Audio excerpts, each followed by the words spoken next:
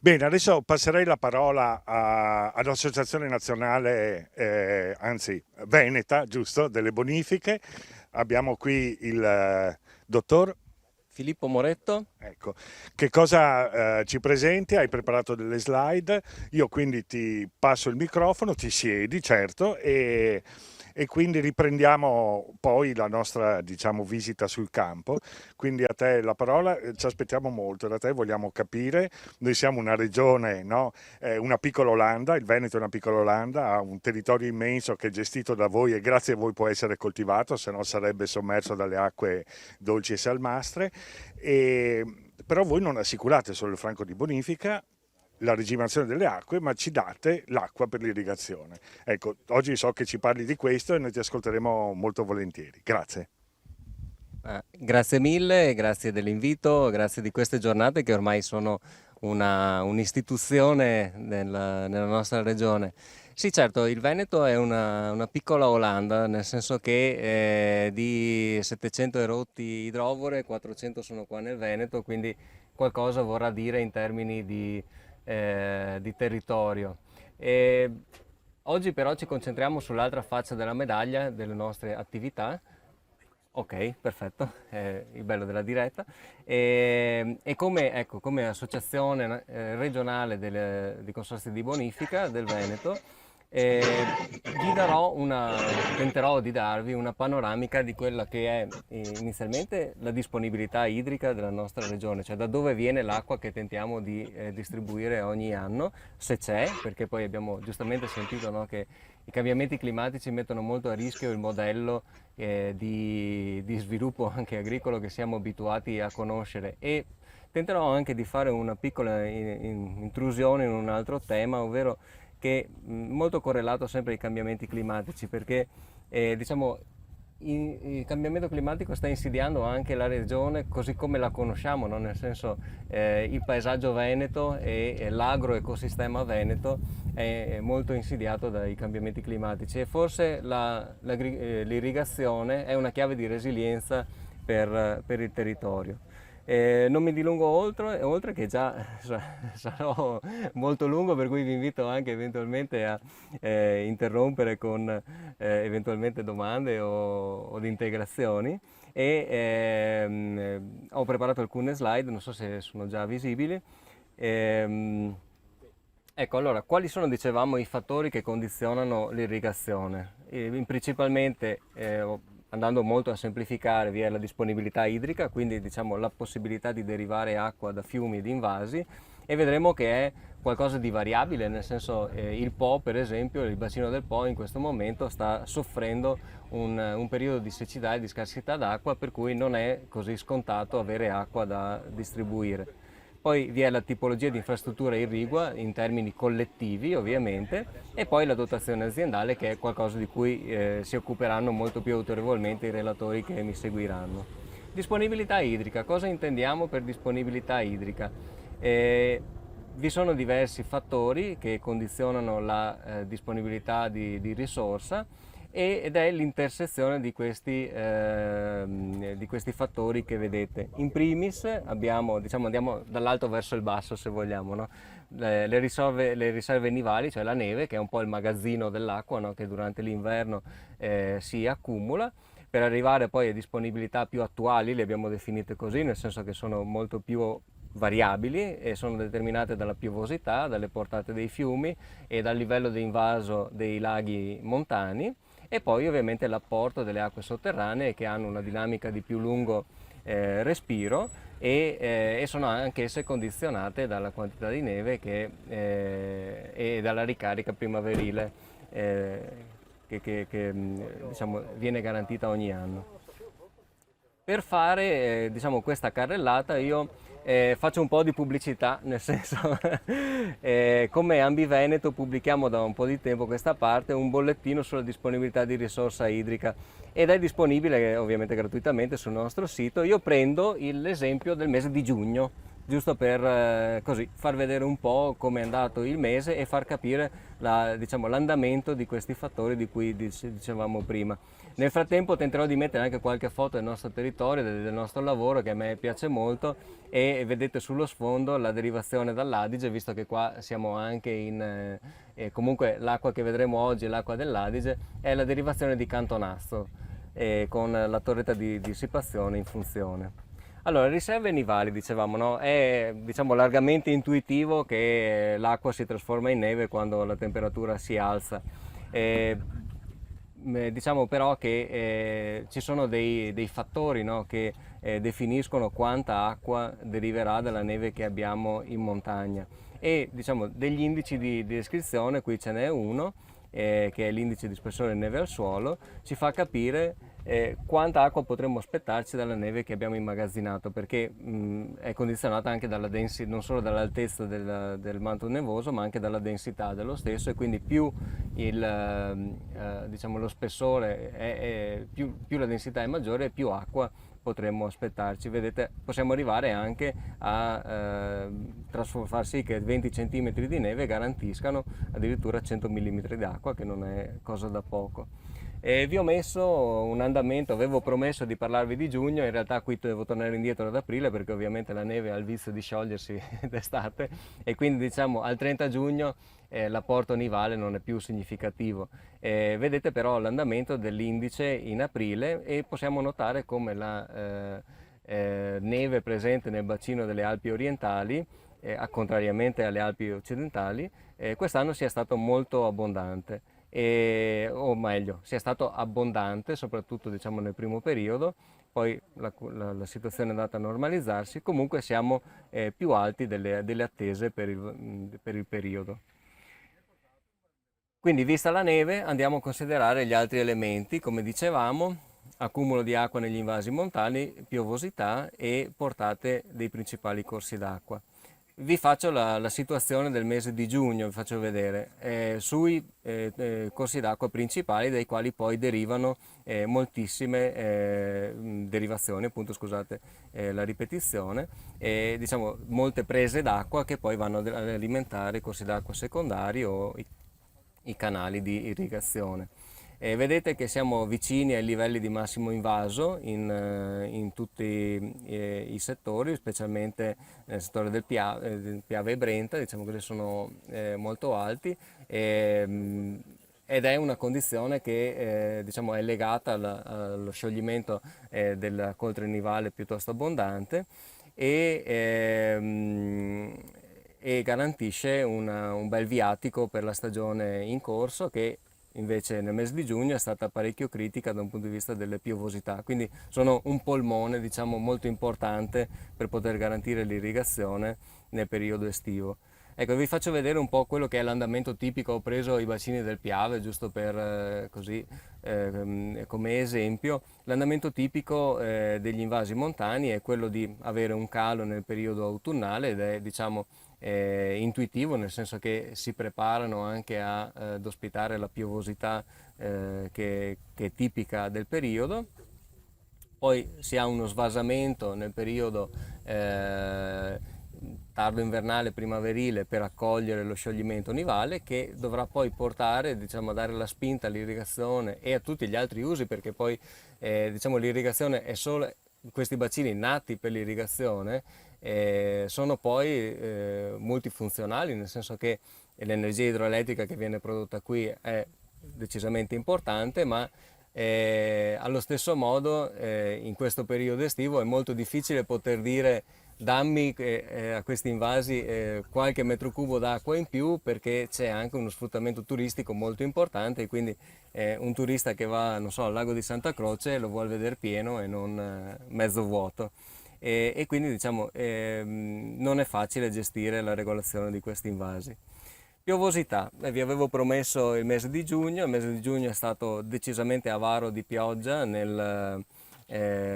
rispetto, diciamo, alla media storica. Vedete, media storica di circa 30 anni, abbiamo delle variazioni negative molto importanti, addirittura diciamo inferiore alla media dell'80%, in alcuni casi limite.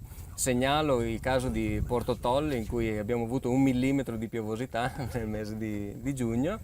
E la cosa interessante però, e qui diciamo potrebbe essere interessante anche per la giornata odierna, è che dal 1° di ottobre, cioè dall'inizio dell'anno idrologico, sono piovuti quella quota di milioni di metri cubi che vedete lì, che sono decisamente importanti, perché insomma siamo quasi a 16 miliardi di metri cubi d'acqua, il che vorrebbe dire che se avessimo la capacità di invasarne anche solo una frazione minima di questa quota, probabilmente ci saremmo risolti tanti problemi di approvvigionamento idrico nelle fasi più siccitose, come potrebbe essere questa, perché dicevamo se l'Adige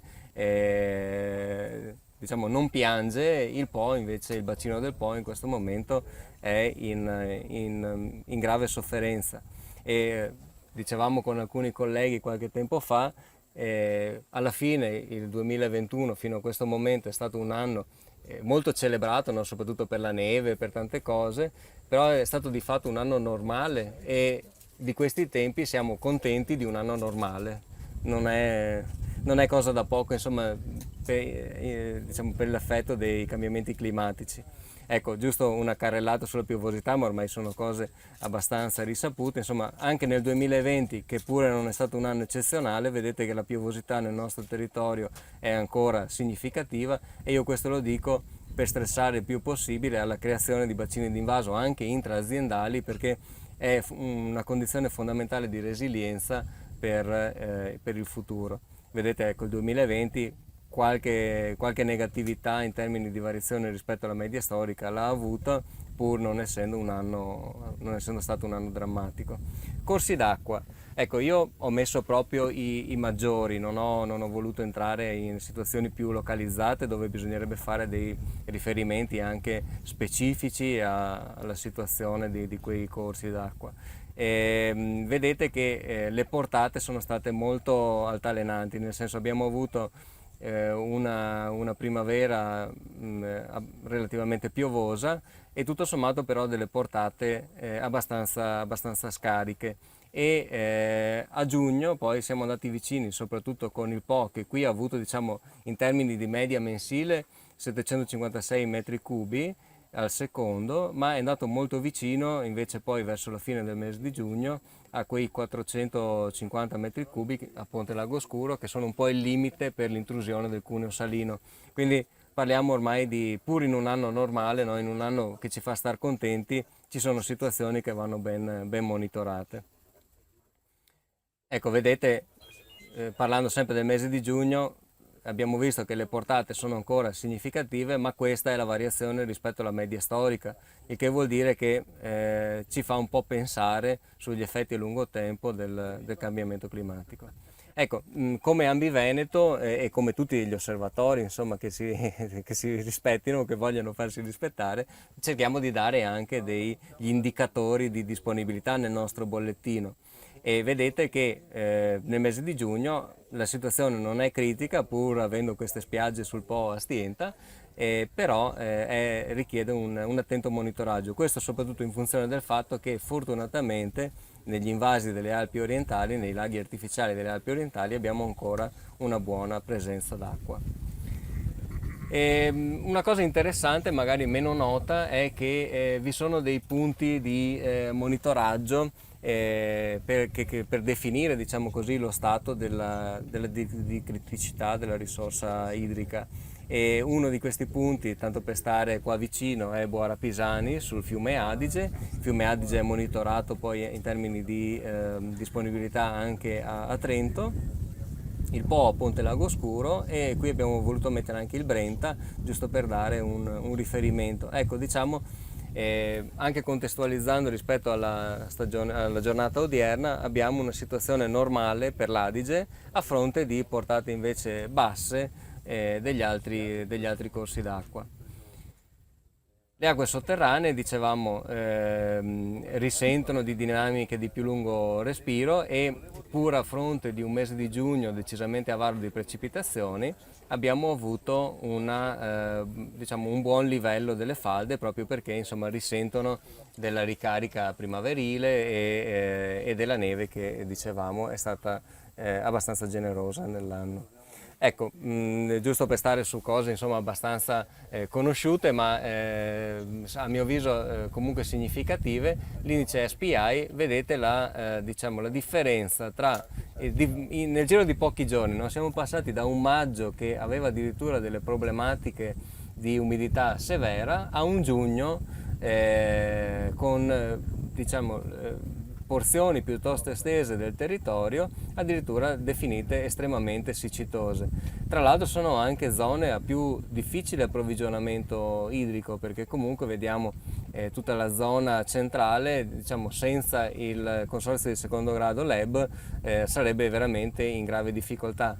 Preoccupa anche la situazione del delta del Po che ovviamente diciamo è molto legato alla dinamica di questo fiume e all'intrusione del cuneo salino che poi determina gravi problemi sia per la biodiversità della zona che poi ovviamente per la produzione agricola.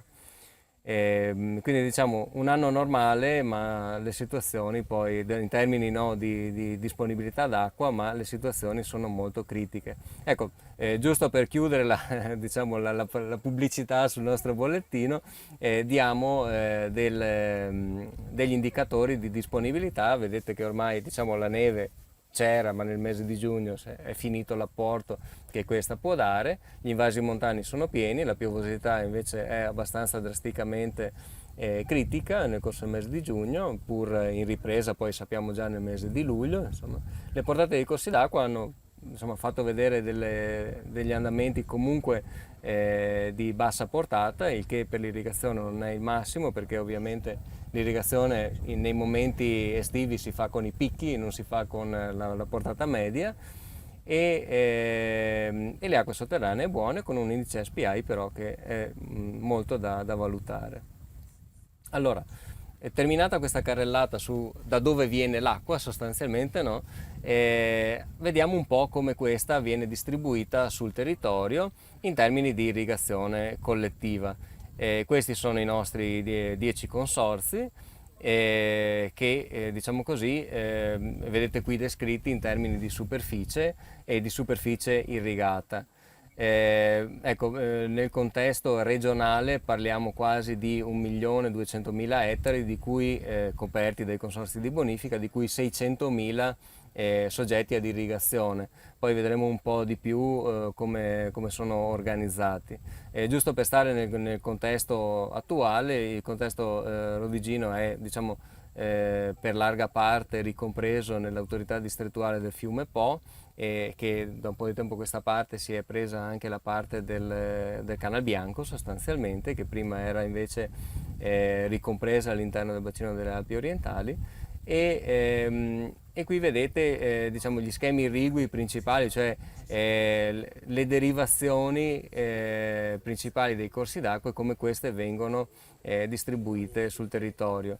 Qui siamo all'interno dello schema irriguo dell'Adige e vedete che la portata insomma, è tra le maggiori della realtà veneta ed è un motivo anche per cui diciamo, siamo ecco, tra l'Adige e Canal Bianco in questa zona e siamo comunque in un'area di disponibilità e tendenzialmente a bassa problematica da un punto di vista irriguo. Lo schema irriguo dell'Adige parte diciamo, dalle grandi derivazioni sciorne nell'Alto Veronese, dal canale Biffis e poi dalla nostra bova Adigetto a Badia. Vedete le portate derivate sono significative e determinano diciamo, una presenza d'acqua che circola sul territorio con una diramazione molto importante no, di canali di bonifica e irrigazione, una rete idraulica consortile piuttosto diffusa sul nostro territorio. Ecco, dicevamo i puntini rossi sono le famose idrovore di cui parlavamo prima, guardandole fa un po' paura, no? Perché insomma si capisce bene che a fronte di criticità il nostro territorio rischia molto perché siamo tra i più bassi sì, d'Europa sicuramente, compreso il veneziano, il Veneto orientale, sono situazioni decisamente, diciamo, e d'altra parte noi ci siamo abituati a considerare naturale il nostro territorio, no? E a considerarlo come un'oasi intoccabile perché, non so, dalle colline dell'UNESCO piuttosto che a scendere, no, con tutti i paesaggi della pedemontana e anche questi nostri di pianura, ma in realtà se volessimo ben vedere qui la natura forse sarebbe quella dell'acquitrino, della palude.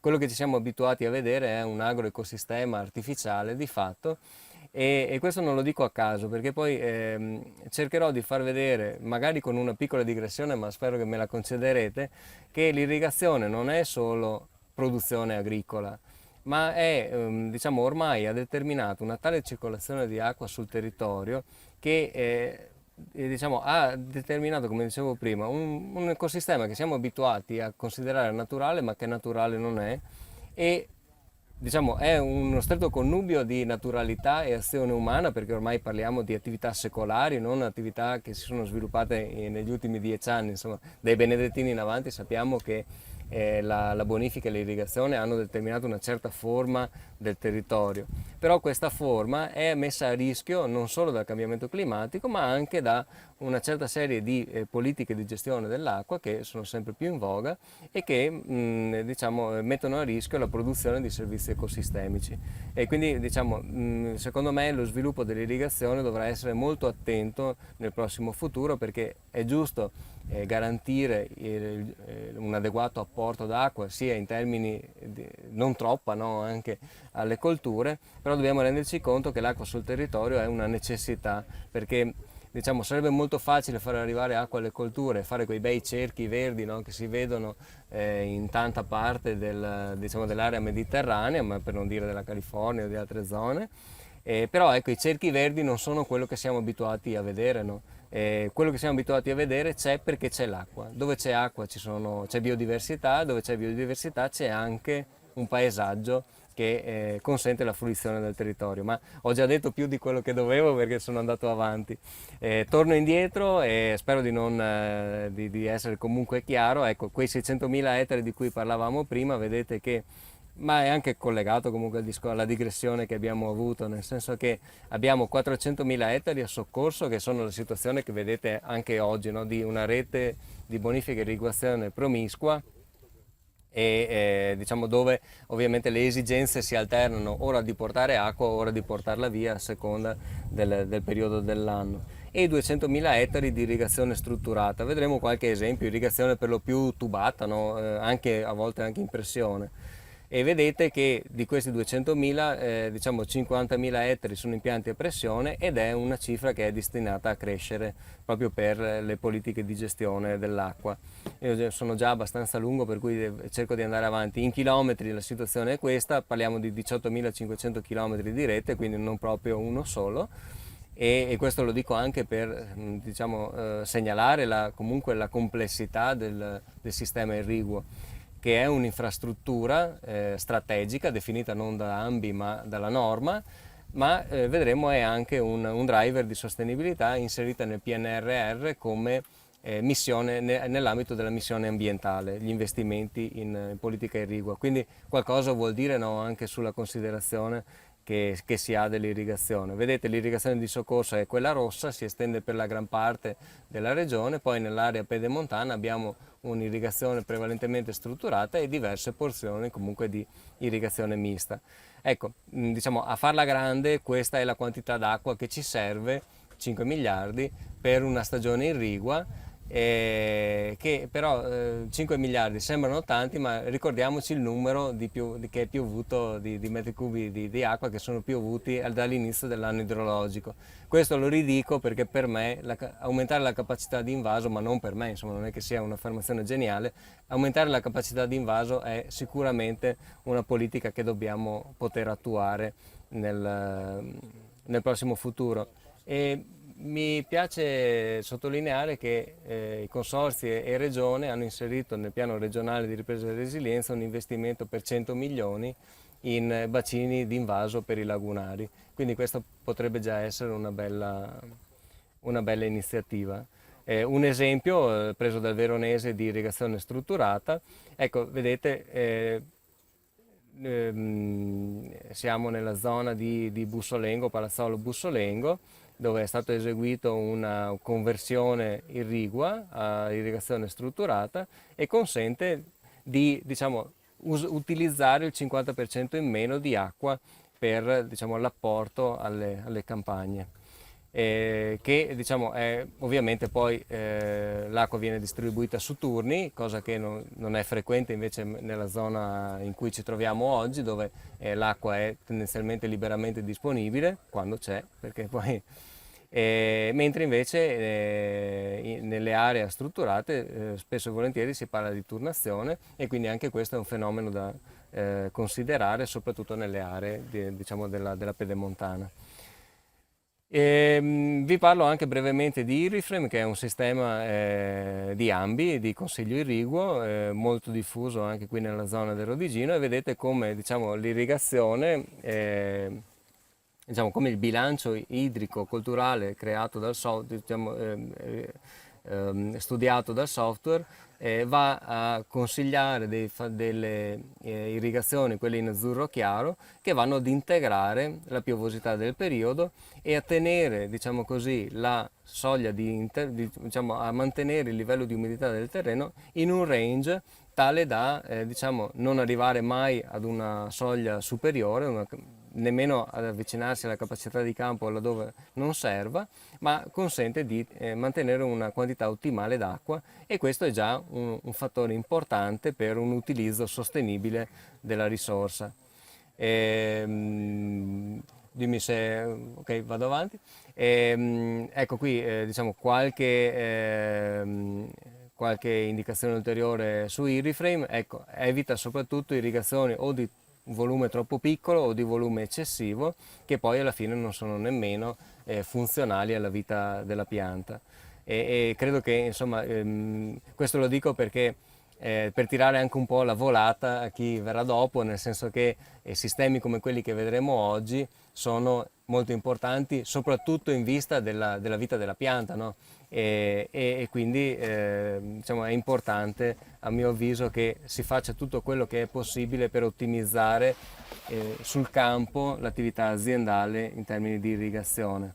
Io se ho altri pochi minuti Ce li hai, ce li hai. vorrei ecco, fare una provocazione, nel senso si parla sempre di utilizzo sostenibile della risorsa, no? Ma allora la domanda qual è? L'agricoltura sta sprecando l'acqua che ha a disposizione, o c'è qualcosa di più che magari vale la pena di far vedere? Perché di noi si dice, no, di noi mi metto dentro il mondo agricolo, no? Nel senso noi siamo anche quello. Eh, Dicono che usiamo il 70% dell'acqua disponibile sul pianeta, no? A scala mondiale. E mangiare una mela è come, diciamo, mangiare 125 litri d'acqua, o bere un bicchiere di vino, come ho fatto ieri sera, sono 110 litri d'acqua. Uno si sente un delinquente, no? Delle volte di fronte a delle affermazioni di questo tipo. E ripeto, se da un certo punto di vista è necessario ridurre il più possibile l'utilizzo d'acqua laddove questa non serva, e quindi andare anche verso una quantità d'acqua necessaria alla vita della pianta, ma né troppa né troppo poca. Quindi diciamo incentivare quello che vedremo oggi in termini di vita della pianta. È necessario anche pensare che però quello che si fa distribuendo l'acqua è far girare nell'ambiente una risorsa da cui deriva una formazione anche di piante diciamo attorno ai canali di irrigazione, una presenza quindi di insetti, una presenza quindi di animali, una biodiversità sostanzialmente che, diciamo così, anche nei centri urbani è molto importante, perché spesso e volentieri non consideriamo che attorno a una città ruotano tante cose, dagli scarichi ad altre realtà, e quindi anche l'attività di vivificazione è estremamente necessaria. E quindi ecco, la risposta alla provocazione di prima era scontata, ma io la dico lo stesso: no, l'agricoltura non spreca l'acqua, e abbiamo anche diversi slogan, diversi marchi che si sono creati, dal cibo irriguo all'acqua da mangiare, quindi la produzione di qualità vuole ovviamente una presenza ottimale d'acqua, ma l'ambiente vuole una presenza ottimale d'acqua. Ed è per questo che mi piace sostenere, qui in Casa di Veneto Agricoltura, mi piace fare un po' di promozione anche ad un manuale che abbiamo pubblicato assieme, insieme alla Regione anche, che diciamo così, ha avuto una prima edizione 10 anni fa, ed è il manuale per la gestione ambientale dei corsi d'acqua. 10 anni fa avevamo alcune realizzazioni e tante buone idee. A 10 anni di distanza abbiamo tutti i progetti realizzati per diversi milioni di euro e fatti per cosa? Fatti per la multifunzione delle aree di bonifica e di irrigazione, e si può ben vedere da questo manuale, che è liberamente scaricabile sul sito di Veneto Agricoltura e sul sito di Ambi Veneto, che da un contesto, diciamo così, che una volta era pensato quasi come un tubo a cielo aperto, nel senso che bisognava garantire solamente la funzionalità idraulica, si genera da un lato la sicurezza idraulica del territorio e dall'altro si creano delle oasi o di fitodepurazione o comunque di tutela della biodiversità, che sono diventate degli esempi talmente belli che era necessario racchiuderli in un Condivido, manuale. sì. Molto bella questa iniziativa, ci ha raccontato cose molto interessanti e soprattutto quella dell'importanza che svolge l'irrigazione in ambito agricolo come parte fondamentale del ciclo dell'acqua, che lo diffonde sul territorio, quindi crea o consente lo sviluppo della biodiversità vegetale, poi animale come ricordavi tu, quindi è una visione più ampia, Se ho più altri ampia. 3 secondi Ma per volentieri, chiudere, volentieri. volevo ecco, chiudere diciamo, portandovi anche su un argomento di prossima pubblicazione da parte di Ambi Veneto. Eh, ho inserito in questa slide il ragionamento che abbiamo fatto adesso, no? L'irrigazione finisce per soddisfare il fabbisogno idrico delle colture, ma anche per portare dell'acqua nell'ambiente, per creare un agroecosistema artificiale, come abbiamo detto prima, che sorregge dei servizi ecosistemici che sono resi alla comunità. Ecco, Ambi Veneto cosa ha fatto insieme alla Regione? Anzi, su iniziativa della Regione, bisogna dare a Cesare quel che è di Cesare. Siamo andati a georeferenziare, quantificare sia in termini di espressione di quel servizio ecosistemico, e qui li vedete un po' riassunti, si va dalle fasce tampone, alla ricarica delle falde, corridoi ecologici, anche poi all'attività produttiva, ovviamente acquacoltura, marchi DOP, EGP, DOCG, al valore paesaggistico, le aree storiche, percorsi ciclopedonali. Li abbiamo quantificati, quindi il grado di espressione di questo servizio su tutto il territorio dei consorzi di bonifica e la vulnerabilità che questo servizio ha sia in termini di cambiamento climatico, sia in termini di deflusso ecologico, perché sappiamo che andiamo verso un apparato normativo di derivazione europea che ci richiederà di lasciare molta più acqua nei fiumi, e questo è un aspetto critico, perché è giusto considerare l'ecosistema fluviale, ma è giusto considerare anche ciò che è nato dalla derivazione irrigua. Diciamo, ecco, le derivazioni sono sempre contabilizzate come irrigue, però diciamo, mi piaceva farvi vedere questa slide, nel senso, a me non sembra che siano solo irrigue, no? Forse, grazie anche ai sistemi che vedremo oggi, forse sono ormai diventate un 30% irrigue, ma tutto il resto cos'è? E la risposta, secondo noi, insomma, da quello che ho detto, mi sembra già abbastanza chiara. Ma questo lo dico solo... Azzardo la risposta, è paesaggio, È diciamo, paesaggio, è in senso ecosistemico ovviamente, Esatto, non panorama, ecco, ma ma qualcosa di concreto, di funzionale. assolutamente sì, ma ricordiamoci che anche la fruizione, no, estetica è frutto di questo ragionamento, e quindi diciamo anche chi è meno specialistico rischia comunque di trovarsi di fronte a un territorio completamente cambiato, a un paradigma di territorio completamente cambiato. Comunque abbiamo spazio, diciamo, per migliorare il recupero di queste acque che, grazie a Dio, ancora adesso piovono dal cielo, no? È il caso di dire, e valorizzarle e far sì che il nostro territorio lo possa assorbire per poi cederlo durante il periodo estivo. Insomma, avete davanti anni estremamente importanti come Anni cruciali. anni cruciali, voi, noi agricoltori e tutti quanti, noi tecnici.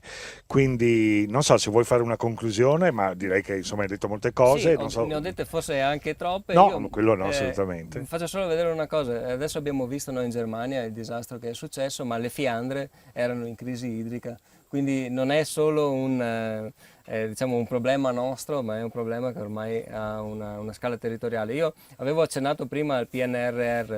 Ecco, sono previsti 880 milioni di investimento nel Piano Nazionale di Ripresa e Resilienza, che saranno gestiti direttamente dal Ministero delle Politiche Agricole. Come consorzi di bonifica noi avevamo fatto all'epoca del Piano Regionale di Ripresa e Resilienza delle proposte che vi riassumo così, insomma, vedete, avevamo fatto progetti per 500 e qualcosa milioni di euro. Forse eravamo stati un po' ambiziosi rispetto poi alle risorse che sono state stanziate, sono 880 milioni per tutta Italia, vedremo poi cosa succederà. Però ecco, questo testimonia anche di un'attività che è sempre attiva, sempre in corso nei nostri consorzi, che sono ancora tra i pochi enti ad avere un servizio interno di progettazione, e quindi diciamo anche a scala territoriale, vedete qui adesso non mi dilungo, però questi progetti sono ben distribuiti su tutto il territorio. Io non ho altro da aggiungere, e anzi vi ringrazio per l'opportunità che ci avete dato di dire queste cose, e spero di essere stato utile, insomma, a dare una panoramica generale della disponibilità e di come l'acqua gira sul nostro territorio. E delle sue funzionalità, quindi per noi molto interessanti.